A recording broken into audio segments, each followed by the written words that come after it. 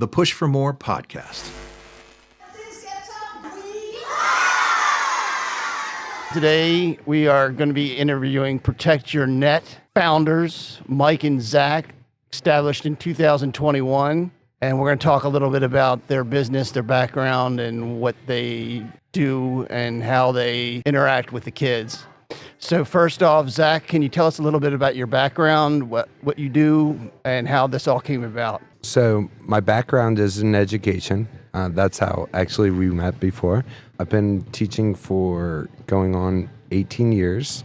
I'm an elementary phys ed teacher, and that's where my passion of sports and becoming a keeper trainer as well. Yeah, I played throughout my life, played for some various club teams when I was growing up, played in high school at C. Milton, right around the corner, and then was able to play 2 years at Towson.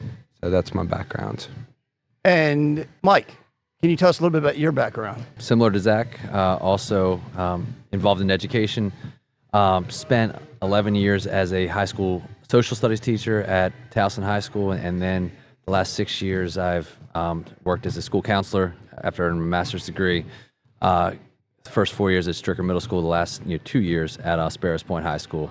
Similar to Zack, grew up playing soccer, just kind of fostering that love for the game.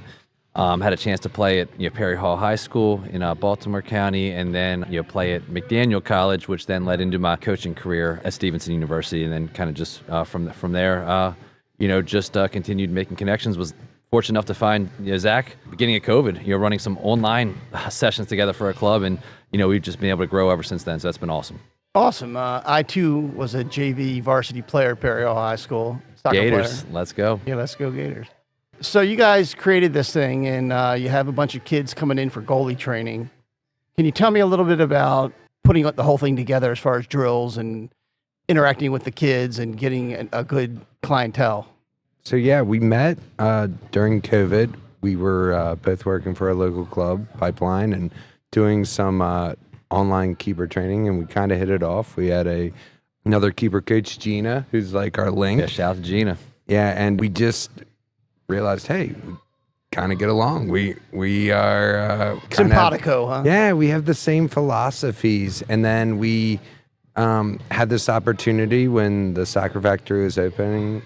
Chuck Chows, awesome. He wanted to bring us on, and I called Mike, and I was like, hey, I got this opportunity. This is some stuff. And we started spitballing and talking about it. And yeah, we went from there, and there was definitely some growing pains at first. But yeah, we got to lead some sessions together. We've really reached in around the community, and it's just been great. And just seeing the kids develop, some of them have been with us since the beginning, has been amazing. And kids come and go, keepers come and go, and it's been just great to grow together. Do you only work with kids in Harford County, or do you work with kids in Baltimore or Cecil? Is it just one area that you work in, or? Yeah, in terms of clientele, obviously our weekly sessions are based here, at the Soccer Factory in Forest Hill.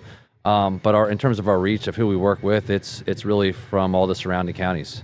We have many goalkeepers, coming from Baltimore County for sure, but then also, the Cecil County area, and even into Southern PA. So it really is kind of widespread there, which is really cool too, because, we have the opportunity to run some really quality sessions with goalkeepers from different clubs, different high schools, even from different states. And so it's just, it's really great to see these relationships forming too. Even if you're playing against another goalkeeper, no one else on the field really understands what it's like to be in your position besides the person who's across the pitch from you. So I think it's just been really cool to kind of hear some of the stories of the goalkeepers competing against each other, but then also really developing a lot of mutual respect and really friendships, as well during their time working, with us, and as well as their time competing on the field. Both of you guys work in the school system, so I want to kind of pivot to that. Can you elaborate a little bit on working with the kids in the school system, what you see in the school system, and maybe how you deal with that?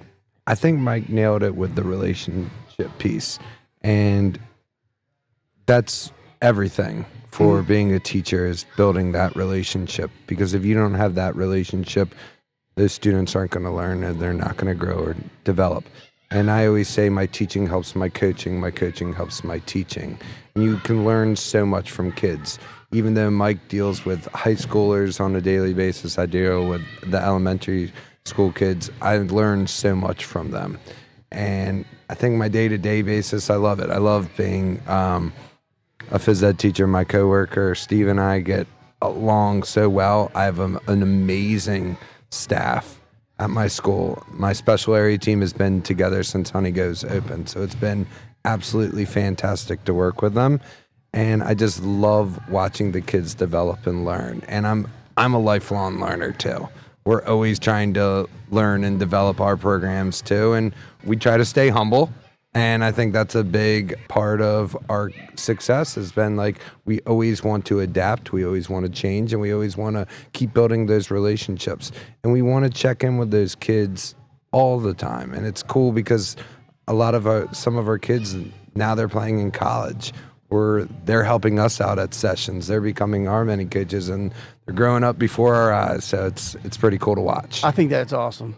What about you, Mike? What about connecting with the kids and through the school system? And I know you just recently got your degree in school counseling. Yeah, so actually 2020 from Loyola University, earned my master's in school counseling, and then recently just earned my LGPC to work in private practice as well. So I'm working with Primrose Counseling and Wellness, which actually was founded by my wife. So I have a chance to kind of see some individual clients as well, both adolescent and teenage, but also adult clients too. But just in terms of the school system itself, one of the reasons I got into school counseling was as a classroom teacher, I found myself kind of being drawn to wanting to support the students who had the most needs. But when you have a classroom of 30, it's just tough to dedicate that time. So for whatever reason, those students also seem to be drawn to me too and wanting to interact, and we seem to be able to form really positive relationships. From there, it kind of motivated me to look to the school counseling pathway. And since I've become a school counselor, I think it really gives me the chance to do what I love doing, and that's just interacting and supporting the whole student, not just in a classroom setting teaching a social studies lesson, but also just kind of helping them develop, especially in the high school, into young adults, which such a pivotal time of their life. And it's just really meaningful, really powerful for me to kind of see that, just like Zach was saying, that growth over the time through high school, into college. And I see that here as well. It's, we've had, as Zack was saying, we've had some goalkeepers that literally since day one we've worked with. And some of them are in college now, some of them are finishing up high school, and just to kind of see their growth as goalkeepers, sure, but even more importantly, the growth as people has just been phenomenal. And I think that that culture that we've been able to establish has really been the root of our success. I love the fact that we have even goalkeepers who at times are injured, and the parents ask, can they still come to our training sessions, including the session we just ran tonight? So it's like they want to be a part of something bigger than just themselves. And I think that's a testament to what we have been able to build together. And I think that's, like I said, just a big time reason as to why we've been able to kind of retain so many goalkeepers too. And there are other options out there, but I like to think that we really want to put the needs of the kid first and really show them that we care first and foremost about them as people, and then helping them to develop, the skills to become a really good goalkeeper as well. Yeah, I can say firsthand that you guys have done a phenomenal job. My daughter is a part of your program and has improved dramatically. And it's just amazing how much I've seen her grow and how much she enjoys coming here and how much she enjoys being with both of you. So thank you for that. Growing up, both of you grew up locally, and you grew up in what area? Bel Air. Bel Air, and you grew up in Kingsville. Kingsville. Yeah. Okay, so K-Town, shout out. Yeah, hey, shout out to them. Huh? You played club sports, both of you, and you played on the high school, Perry Hall. C. Milton. C. Milton, right? Shout out Mustangs. Okay, so when you were in school, did you know what you wanted to be? Actually, yeah. In high school, I was really drawn to becoming a physical education teacher. So you knew from the beginning what you wanted to be. Yeah. That's awesome. And I went through it, and I've loved it. I think I have always been enamored with being around sports and teaching kids to be lifelong learners of their health and bodies. And then summers off is not a bad thing, even though we put our summer grind on with our camps and our sessions. But I've always been drawn to it. How about you, Mike? Yeah, I would say actually very similar for me in the sense of, when I was in high school, actually, let me backtrack. Both of my parents were also teachers. So I had that really quality example from my mom and my dad in terms of, the impact you can make in education. And then my dad also was, a coach, throughout my, lifetime as well at the high school level, basketball, softball.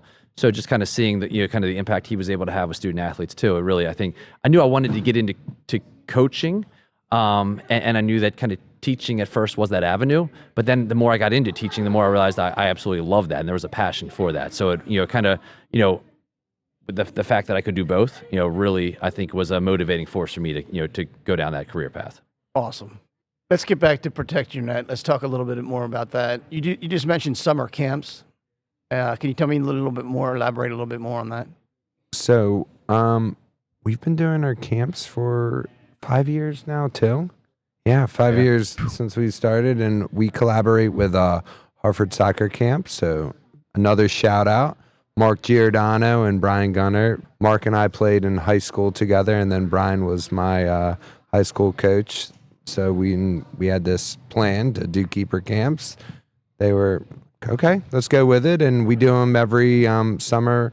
We're doing 3 weeks this year at Hartford Day School. We do 2 half-day camps, and then we do an evening camp that we're doing this year. That's phenomenal. Do you guys remember Keith Van Aaron? Oh, yeah. Absolutely. Do you ever keep in contact with him? I don't know him personally. I did his camps as a kid. Have not talked to him since as an adult. Yeah, I always enjoyed those camp offerings. I was just at a Blast game, actually, and I saw his name up on the wall. And I remember he was my favorite goalie when I was young, playing soccer and all that. I wanted to be a goalie. I actually wanted to be a football player, but my parents had something different in mind for me.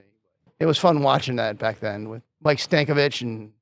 Oh, the Blast? Oh, yeah. Yeah. The Blast back in the day, and the Blast still has had some amazing players on it, too. And a lot of them are very involved locally.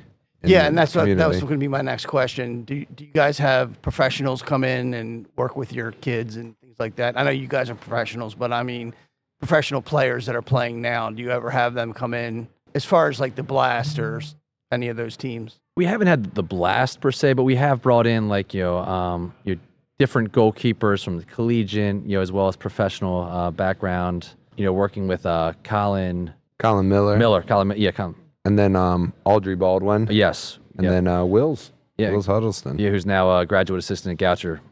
Who's I think going to make a phenomenal college coach one day. And I like the fact that we've been able to kind of collaborate with these people, but bring in people with maybe a little bit different view of the game too, because I think that's something that we've always emphasized as well. That yes, we have our way of doing things, but our way isn't necessarily the perfect way, right? There's value to hearing it from different voices. Absolutely. So we encourage goalkeepers, to try out to check out other camps or other coaches, because again, we're hoping that you can take some of a lot of the information from what we share, but maybe you can piece that together with some some feedback or some coaching points you're receiving from other coaches too, which then in the long run maybe that connects kind of the dots, so to speak, and you're able to reach your full potential. And that's what for our summer camp it's always fun. It's like a big family gathering. We have some amazing coaches that come in, and we talk about what we want to happen during camp. But we're like, you run your stuff. Yes. We don't want to mess up. This is your kitchen. You cook.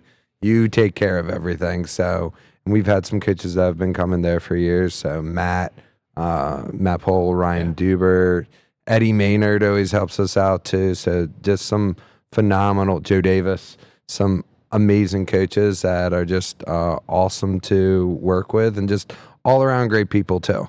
And that's what the cool thing to have. The kids will be like, oh, are they coming here? And so we have them rotate, and they get to work with all the kids. So they get to know them too. What kind of feedback do you get from the parents? All over. Yeah. But we welcome that feedback though too, because we want to, obviously everyone likes being, receiving praise and hearing that things went well, but we also want to hear if someone's looking for a different experience, because as Zach was saying, we're lifelong learners and we want to continue to grow, and this is no different, in terms of we want to, continue to adapt to, the times, or to adapt to the groups that we're working with. because we may come here, run 3 different sessions. If we have the same session plan for each group, we may have to adapt it or modify it based on the needs of the individual players of the group. So, we definitely appreciate the feedback, and, whatever we receive, we try to take that and then, moving forward, try to, improve so we can provide the best possible service out there. That's a great learning lesson for anybody that's running a company, to have that kind of open mind and have that kind of learning experience. Is that you're always learning, you're always growing, you're always getting new ideas. That's good. It's good that you guys are like that. And we try to keep the connections with the parents. Like when we're checking in, we're asking genuinely, how is everybody doing? How's everybody's week going? And I mean, we have a ton of keepers that they also do other sports, and that's something that we push, and we want to hear about how they're doing in school. We have some kids that are involved in dance, in theater, in lacrosse, all sorts of things, and we love to hear about that.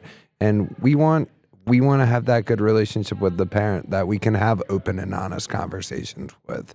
We do try to find the positive in everything, but sometimes we have to have those tough conversations. No doubt. So, Mike, you're in the mental health field, and you've just recently got your LGPC, which is Licensed Graduate Professional Counselor. Is that correct? Yes, sir. You got it. That's a mouthful. That is. But can you tell us about mental health and the athletes that you work with, and some of the students, or just in general? Yeah, well, Zack and I really, that's one of the things I think why we connect so well. We both have the same vision with really wanting to support the entire goalkeeper. Obviously on the field, but again, even more importantly, off the field, in terms of kind of their just overall well-being. And a lot of that starts with their mental health, because if you're not in a good mental state, it's going to be difficult to be, successful on the field. So, one of the things that to kind of go along with something Zack said earlier, we encourage our goalkeepers to play other sports. We wanted it to be fun. There is a huge risk, and we've seen it firsthand, both as athletes, but also as coaches now, of burnout. If you're continuously put in these pressure-packed situations, and obviously a lot of goalkeepers thrive under those situations, but there comes a point where if it's no longer fun, that there is a huge risk of goalkeepers just giving up, or athletes in general giving up the sport. So from a mental health standpoint, we definitely check in with our goalkeepers on a weekly basis. Whether it's the text check-ins we do with the parents, or even just at the beginning of sessions, kind of see where everyone is, and to also kind of go along with Zack said, we love hearing about their successes in other avenues, whether it be sports related, music, theater, dance, because again, that if they're successful and happy overall, outside of soccer, they're going to have a better chance to be successful on the field as well. You're making real connections that can last a lifetime, or the effect of the relations will be a lifetime. Well, yeah, no, you're right. And just to bring up Wills Huddleston again, I mean, there's a goalkeeper that my first interaction with him was actually cutting him from the Olympic development program team that I was coaching. And to his credit, he came back and worked hard and made the team the next year. And we really formed a great bond, because I respected that, kind of his hard work that he put in to improve, but then also his continued development since then. And here's someone who's now in his 20s, that over a decade now we've worked together, and it's been really cool to see him kind of grow from middle school player to college coach now. So it really is about kind of forming these relationships, which in some cases can be lifelong, and just as much as I'm hoping they grow from working with me, I learn a lot and grow from working with the players as well. Awesome. And then Zack, we talked about club culture and parents and relations with the kids and the coaches and all that kind of stuff. Can you elaborate a little bit more on that one? I think you really want your child to be in a nurturing environment. And that doesn't mean, this is what, if you want to get Mike and I pissed sometimes, is people will be like, you're the really nice coaches. But we hold them accountable. We still want them to do their best. We still push them. We just don't have to yell, scream, and degrade them. And I think so many of them, once you're in that situation, it's really hard to get out of it. It's trauma. It's trauma that they're going to think of, every time I make a mistake, I'm going to get yelled at, or I'm going to get pulled. And in this position, you're going to make mistakes, and you're going to make mistakes that cost your team the game, which sucks. Yes. But that's what we established here. We wanted to be a keeper family. We want to grow our keepers. The coolest thing is when we get pictures after the game and it will be two keepers that just played their butts off and they're competing and they're just, hey man, that was awesome. I'll see you at training next week. And that's really, really cool to see because they buy in. We talk about that all the time as we want to buy in. And Mike and I will have disagreements. We'll have arguments sometimes. And just that's a real relationship. We're going to have ups and downs. And I think that if you need your child being in a nurturing environment, but also a real environment, and be prepared for sometimes that it's not always going to be hunky-dory. It's not always going to be everything's great. So Amen. I think, and that's life. And I think that's what we want to set them up for life and how you handle that adversity, but also knowing that, yeah, there is another day coming. It's just, you're in it right now, you'll get out of it. No doubt. I think what you just said is probably going to be the biggest part of our podcast, because that's the most meaningful, greatest thing that you can do is build relationships with the players and teach them professionalism. Like you talk about at the end of the game coming up and saying, I'll see you at training next week. You know? Yeah. We're going to talk about the push for more real quick. Okay. Push for more stands for passion, understanding, sacrifice, and hope. And we offer mentoring, networking, inspirational speaking, and recreational activities to youth affected by things like domestic violence, trauma, those kind of things. And I think you would be excellent mentors in our program. I'd like to think of ourselves as mentors. It's funny that we say coaches or trainers, but mentor, I think that just adds, we want to be known as good people. Yeah, and you are. But passion, understanding, sacrifice, and hope. Zach, what does passion mean to you? Passion for me is how you go about on your day-to-day life. You have to be, I try to be a passionate husband, passionate father first for my family. I absolutely love my wife, Deanna, and our daughter, Lorelai, and I got to give Moxie a shout out, our dog. So I think passion, you really want to be invested in what you're doing. And that's one thing too, that Mike and I, sometimes we come straight from school to sessions on Tuesday and Wednesday. And how do we get that passion going here? And I think making sure that you're bought into what you're doing and what you're speaking. Because especially in the world where we're in, we have little kids looking up to us. And I'm still considering 17 and 8-year-olds little kids. They're still kids. So our words need to be meaningful and they need to be passionate. They don't need to see us mailing it in. They need to see us being passionate about them and passionate about how we're getting better. Excellent. What about understanding, Mike? What's that mean to you? You know, to me, I think just looking at it from a relationship standpoint, understanding what someone is going through, or where they've been. And a lot of times that comes from just having honest conversations, not making assumptions, listening. And earlier we were saying a lot of times people, they'll hear things, but they won't listen, and they won't really try to take in what someone else is saying, or maybe even understand a different perspective. And I think, so understanding where someone's been is the key to forming those really positive relationships that we strive to do as a company here, but also I know Zach and I try and do at school as well. And I think that the more we can understand and kind of get the context of where someone's been, the more we can then provide support for them in the future, and kind of for ourselves too. Yes. Like we're always just checking in and understanding too. That's important. Yes. How about sacrifice? Going back to the family piece, I think anytime anybody's working, you're sacrificing. You're sacrificing time that you could be spent for yourself or your family. And I think a lot of kids for our company, they are sacrificing sometimes their own practice or what could be a night off to sacrifice to get better. And I think life is all about sacrifices. And as you get older, you have to make even more and more sacrifices. But they benefit so many other people. And I think sacrificing yourself to make others happy is one of the best things you can do. And finally, Mike, hope. Yeah, I think hope is what drives people, and what motivates them. The idea that things, no matter where you are, no matter what you've been through, things can get better. And the biggest thing with hope is figuring out, kind of what your goals are, and who can help you support you to reach those goals. You don't have to do it alone. And again, I think that's something as a counselor, but also as a coach and mentor. We really try to instill hope in people and let them know that, again, we want you to be successful. So we're here for you. You don't have to go through whatever you are alone, whether it's the positives or the negatives. We're going to be, just as supportive for you no matter what you're dealing with. And we want to see you reach your full potential. With hope, it is what kind of drives me to work hard, even when I am tired or I've made sacrifices and I feel like I'm at my wit's end. The hope for a better opportunity for the goalkeepers we work with, for my kids, Emery and Red, for my wife, Becky and my family. So I think hope is really just that force that kind of keeps people moving or keeps me moving to strive to be the best version of myself I can be.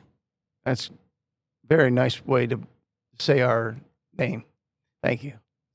As far as a shout out, we're going to say Protect Your Net website. ProtectYourNetLLC.com. And is there a phone number? Either of our phone numbers, 410-591-0152. 443-528-3955. And then we also have a Facebook and Instagram. Excellent. Protect Your Net and push for more. Yes. Thank you, guys. Thank you. Thank you. Appreciate the time.